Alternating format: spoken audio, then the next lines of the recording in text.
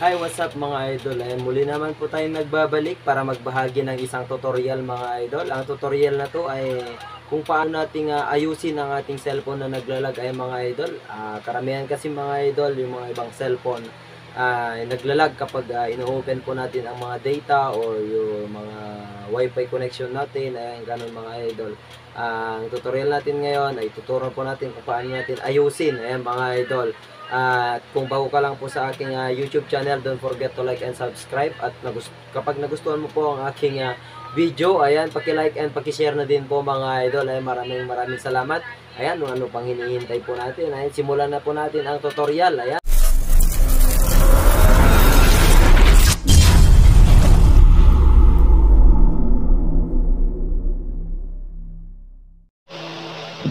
Ayan mga idol, ang first step po na gagawin natin, ayun, punta lang po tayo dito sa Play Store ng ating cellphone, Play Store mga idol. Ayun, kapag nahanap po natin ang ating Play Store, pindutin lang po natin. Tapos, punta po kayo dito sa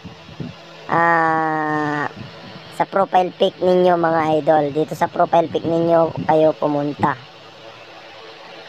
Ayan, pindutin po natin ang ating profile pic. Ayan, pag nandito na po tayo, hanapin po natin ang settings. Ayan, pindutin po natin ang settings.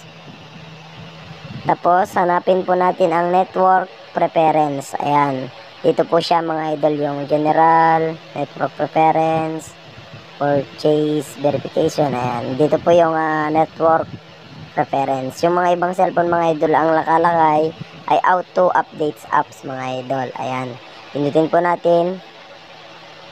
Pagkatapos sa pindot mga idol ay hanapin po natin yung auto updates apps. Ayan mga idol.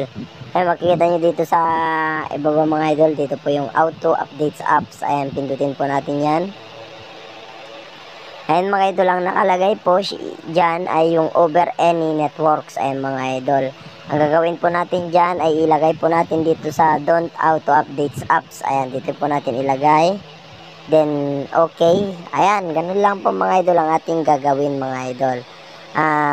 Kapag nakalagay po kasi ang ating, nakaset po kasi sa over any networks mga idol. Kapag nag-open po tayo ng data connection or